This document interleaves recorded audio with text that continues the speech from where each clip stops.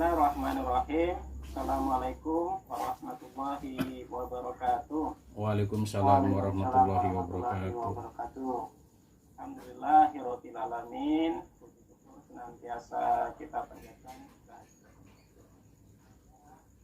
karena pada kesempatan kali ini kita akan melaksanakan dialog seputar pengetahuan ilmu mantik. Di sini kami bertiga, saya sendiri Supriyatno, rekan saya Pak Sudodo dan Pak Wawan. Kami dari Institut Agama Islam Al-Zaitun Indonesia, Prodi Hukum Tata Negara. Di sini kami mengambil tema pemahaman ilmu mantik, yaitu tentang istidlal, dengan sumber kitab yaitu karya Syekh Muhammad Nur Al-Ibrahi dengan judul Pengantar Pemahaman Ilmu Mantik. Untuk memulai dialog pada kesempatan kali ini, pada kami persilakan.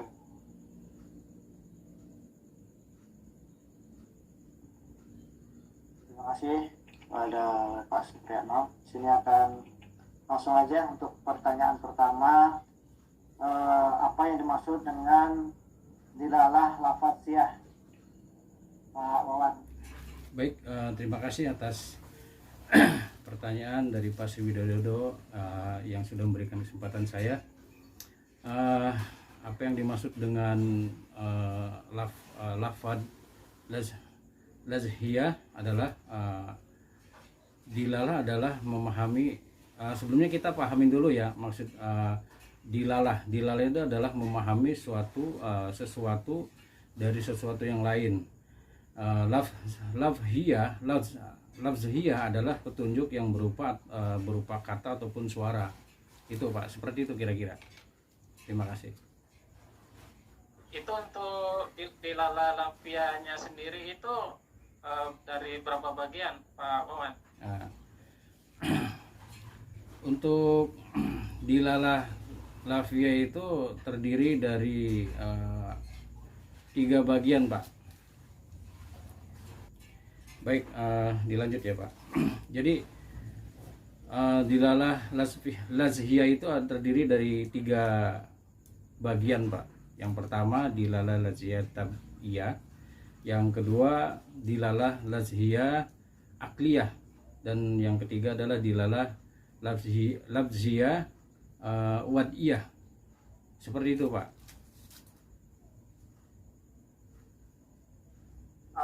Coba jelaskan atau sebutkan ada berapa dilalah ghairul lafziyah, Pak Wawan? Baik, jadi dilalah ghairu lafziyah itu terdiri dari tiga bagian Pak. Yang pertama itu dilalah ghairu tab'iyah, yang kedua dilalah ghairu akliyah, dan yang ketiga dilalah ghairu wad'iyah.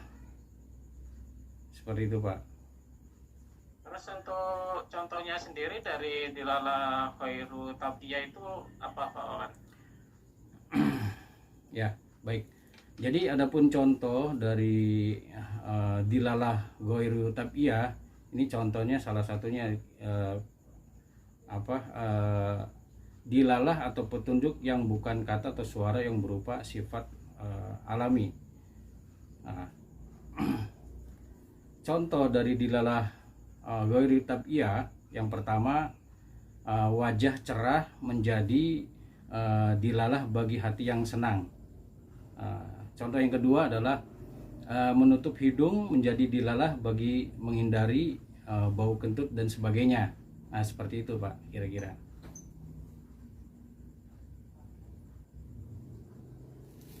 Terus apa yang dimaksud dengan dilalah ghairu akliyah, dan sebutkan contohnya yaitu dari dilalah ghairu akliyah. Baik Pak, siap. Jadi yang dimaksud dengan dilalah ghairu akliyah adalah dilalah yang bukan kata atau suara yang berupa pemahaman melalui akar pikiran. Contohnya seperti hilangnya barang-barang di rumah menjadi dilalah adanya pencuri yang mengambil barang. Itu seperti itu, Pak. Tadi Pak Wan kan menyampaikan ada dilala khairu wadiyah. Nah itu untuk dilala khairu wadiyah itu sendiri apa Pak Wan?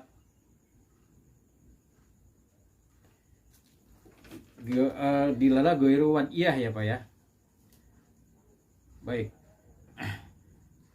Yang dimaksud dengan dilala ghairu wadiyah adalah dilalah bukan berupa kata ataupun suara yang sengaja dibuat oleh manusia untuk suatu syarat atau tanda apa saja yang berdasarkan kesepakatan. Contoh, bendera kuning dipasang di rumah orang Indonesia pada umumnya menggambarkan adanya keluarga yang meninggal dunia. Nah, seperti itu, Pak, kira-kira. Untuk selanjutnya gini Pak Wan, jadi Ya, baik. dilalah lafziyah wadiyah dapat dibagi itu menjadi 3 bagian. Ya. Bisa coba disebutkan Pak Wan? Oke, Pak, terima kasih. Dilala lafziyah wadiyah itu juga dapat dibagi menjadi 3. Yang pertama itu adalah dilalah lafziyah wadiyah mut'ah baqiyah. Lalu yang kedua adalah dilalah lafziyah wadiyah tadamuniyah ya. Yang ketiga adalah dilalah lafziyah wadiyah itizamiyah. Itu seperti itu, Pak. Terus kalau untuk dilala lafziyah wadiyah tadamuniyah sendiri itu maksudnya apa Pak Wan? Jadi maksudnya kata rumah atau maksudnya gini. Jadi dilalah pada makna yang selengkapnya, Pak. Jadi dilalah pada makna selengkapnya. Nah, contohnya seperti ini.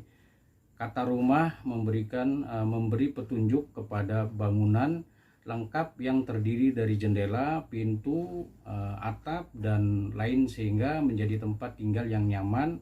Maka dimaksudkan adalah rumah selengkapnya, bukan hanya dinding atau atap saja. Seperti itu, Pak. Maknanya kesempurnaan gitu ya dari Betul, Pak. Jadi itu. maknanya itu lengkap gitu, utuh, keseluruhan nih, seperti itu kira-kira. Tadi kan itu belum disebutkan tuh Pak, tentang itu apa yang dimaksud dengan dilala lafziyah wadiyah tadamuniyah. Itu bisa dijelaskan dan contohnya Pak. Baik, jadi yang dimaksud dengan dilalah lazhiyah wadiyah tadamuniyah itu dilala atau petunjuk kata kepada bagian maknanya. Nah, contohnya jika Anda meminta dokter mengobati badan Anda, maka yang dimaksud adalah bagian yang sakit saja, Pak. Nah, itu artinya mempunyai makna seperti itu gitu. Kita kan sekarang membahas tentang ilmu mantik. Apa sih ilmu mantik itu Pak Supri? Jadi secara sederhananya itu ilmu mantik itu ilmu logika, atau mungkin dalam artian yang lebih luas lagi ilmu yang membahas tentang kaidah yang melindungi terjaganya akal dari kesalahan berpikir. Jadi apa sih yang menjadi bahan bahasan dalam ilmu mantik, Pak Supriyanto? Kalau untuk ilmu mantik itu ada 3 bahasan. Yang pertama itu lafadz, yang kedua hujjah, dan yang ketiga itu istidlal. Nah, di situ kan tadi Pak Supri menjelaskan tentang ilmu mantik itu adalah dibagi 3, di antaranya lafaz. Bisa dijelaskan lafaz itu apa Pak Supri? Lafadz itu mungkin simpelnya itu kata ya. Cuma kalau dalam pengertian yang lebih luas lagi, sesuatu yang menunjukkan kesempurnaan dan dapat dipahami dengan jelas. Artinya lafadz itu mempunyai arti yang jelas itu untuk kata itu sendiri. Ya, tentunya lafadz itu banyak ya, Pak ya. Jadi apa saja pembagian lafadz ini dalam ilmu mantik, Pak? Ya, kalau untuk dalam ilmu mantik, lafadz itu terbagi menjadi 2. Yang pertama yaitu lafadz mufrad, itu itu sebagian dari lafaz itu tidak bisa menunjukkan arti terhadap sebagian yang lain. Contoh kayu. Nah, kalau untuk ka sendiri tidak ada arti, yu sendiri tidak ada arti. Namun ketika digabung menjadi kayu, maka dia akan mempunyai arti sesuatu benda. Nah, yang kedua yaitu lafaz murokab, yaitu lafaz yang bagiannya menunjukkan maksud dari bagian yang lain. Contohnya bangsa Indonesia. Bangsa itu mempunyai arti dan Indonesia sendiri pun mempunyai arti gitu untuk murokab. Itu kan lafaz itu kan mempunyai bagian-bagian Pak Supri ya. Bisa dijelaskan nggak bagian-bagian dari lafaz tersebut? Ya, untuk lafaz sendiri itu terdiri dari 3 bagian. Yang pertama ada isim atau sering kita kenal dengan istilah kata benda. Terus ada kalimat atau kata kerja, dan yang ketiga itu ada adat atau mungkin sering kita kenal dengan istilah huruf kalau dalam bahasa Arab. Oke. Tadi Bapak bilang isim ya Pak. Nah, boleh dijelaskan apa yang dimaksud dengan isim itu Pak? Ya, tadi disampaikan isim itu adalah lafaz yang menunjukkan pada makna yang tidak terpengaruhi oleh waktu. Artinya di situ lebih jelasnya itu kata benda. Contoh masjid gitu. Jadi dia tidak ada pengaruh waktu, baik waktu hari ini, besok ataupun waktu yang akan datang. Gitu. Beda dengan kalimat atau fi'il. Nah, isim itu dilihat dari segi ada atau tidaknya sesuatu yang ditunjukkan, itu terbagi menjadi 3 Pak Supri. Bisa disebutkan nggak Pak Supri? Ya, Apa untuk saja? isim sendiri dilihat dari segi ada atau tidaknya sesuatu yang ditunjukkan itu terbagi menjadi 3. Yang pertama adalah mufasil atau sifat yang ada. Terus yang kedua adalah ma'dul atau sangkalan atau tidak ada. Dan yang ketiga adalah adami atau hilangnya sifat. Jadi kalau dicontohkan itu untuk sifat yang ada itu misalkan mata. Sedangkan untuk ma'dulnya itu adalah tidak ada mata. Dan untuk adami atau sifat yang hilang itu contohnya adalah orang buta. Itu untuk contoh. Nah, sedangkan untuk isim dari segi pemahaman ya Pak, ada 2 macam ya. Apa saja Pak, bila bisa disebutkan?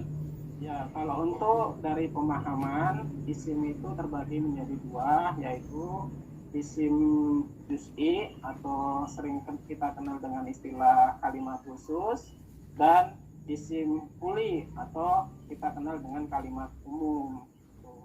Contohnya kalau untuk yang khusus itu misalkan Jakarta, tetapi kalau yang umum itu misalkan sungai. Nah, sungai itu adalah kalimat umum atau kuli. Nah, ketika dia menjadi kalimat khusus, biasanya itu adalah sungai Nil, sungai Berantas, atau sungai Bengawan Solo gitu. Oke. Nah, di dalam ilmu mantik ada istilah takobul. Apa yang dimaksud dengan takobul tersebut, Pak Supri? Ya, untuk takobul sendiri adalah 2 lafaz yang tidak mungkin berkumpul dalam suatu tempat dan satu waktu. Artinya itu tidak mungkin berkumpul gitu. Nah, di takobul sendiri ini ada takobul salbi dan ijabi, atau sering kita kenal itu dengan istilah negatif dan positif. Contoh manusia dan bukan manusia, itu saling bertentangan antara negatif dan positif. Terus yang keduanya itu ada takobul 2 lafaz yang tidak bisa kumpul, namun keduanya memungkinkan untuk dikosongkan. Contoh hitam dan putih, itu di situ ada pertentangan. Terus yang ketiganya itu ada takobul 2 lafaz sekiranya salah satunya tidak mungkin berdiri sendiri tanpa adanya yang lain. Contoh suami istri, suami dan istri itu adalah suatu kesatuan, tapi pertentangan keduanya tidak bisa berdiri sendiri. Oke. Dalam ilmu mantik itu saya pernah dengar ta'rif ya Pak ya. Nah, ta'rif itu sendiri itu maksudnya apa itu Pak? Bisa dijelaskan? Untuk tarif sendiri itu lebih simpelnya itu mungkin definisi ya.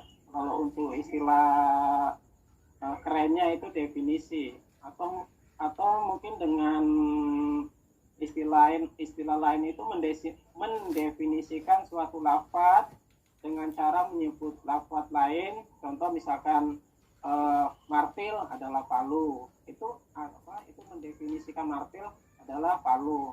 Atau dengan memakai contoh, misalkan kita memegang pisau nih, nah ini adalah pisau, nah itu pendefinisiannya seperti itu. Nah hal seperti itu tuh disebutnya dengan takrif, itu untuk pemahamannya. Oke, baik, terima kasih penjelasannya Pak Supriyatno bin Sirwan. Oke, baik.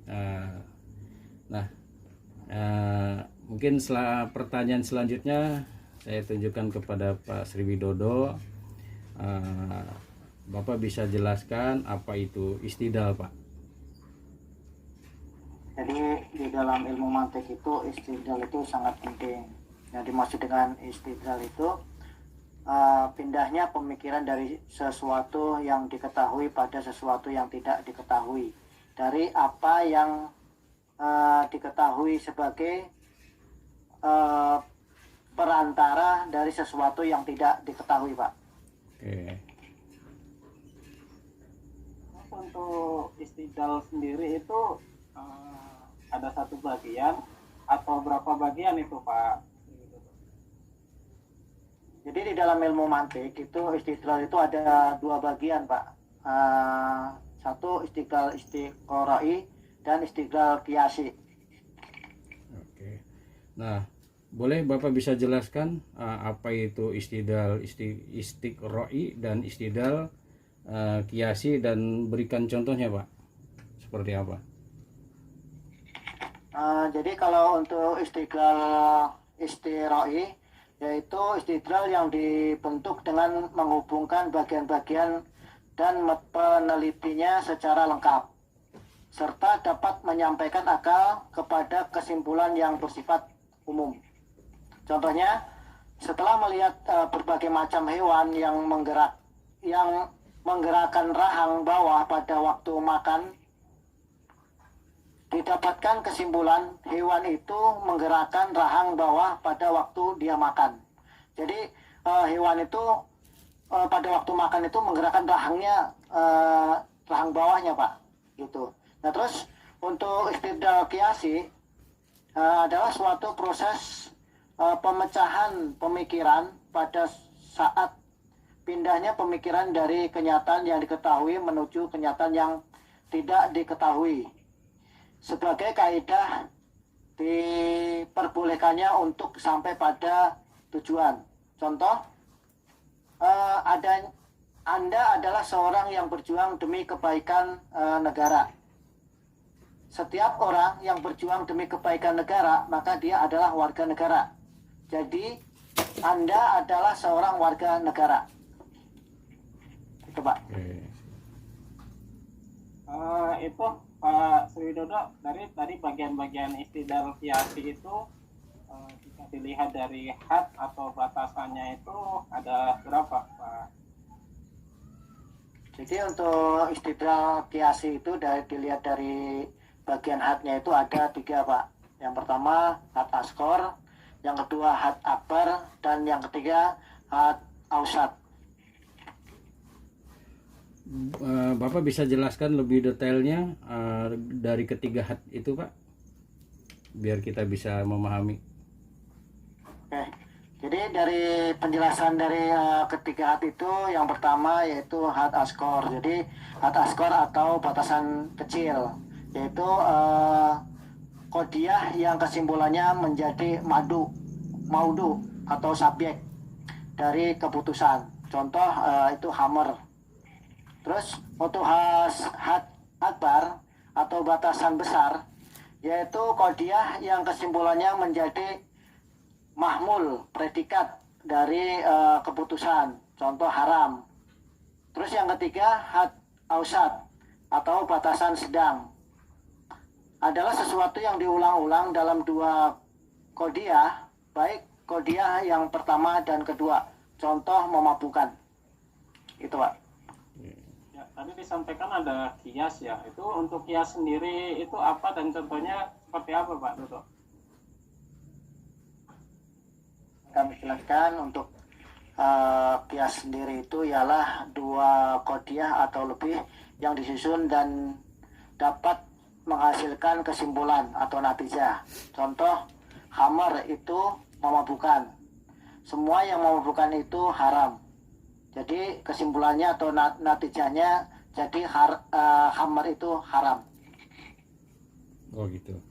Nah, tadi istidlal kiyosi ya Pak. Nah, istidlal kiyosi ini kalau dilihat dari segi kodliyahnya, nah itu bisa dibagi menjadi 3. Bisa disebutkan Pak bagian-bagiannya seperti apa? Oke, jadi untuk istidlal qiyasi itu dibagi menjadi 3, yaitu yang pertama muqaddimah sugro, yang kedua muqaddimah kubro, dan yang ketiga natijah. Terus untuk muqaddimah sugro, muqaddimah kubro, dan natijah itu maksudnya apa Pak ya? Jadi gini Pak, untuk muqaddimah sugro itu sesuatu yang mengandung had askor, itu batas kecil. Contohnya itu khamar itu memabukkan. Terus untuk yang kedua muqaddimah kubro itu sesuatu yang mengandung had akbar. Contohnya setiap yang memabukkan itu atau kesimpulan itu khamar itu haram.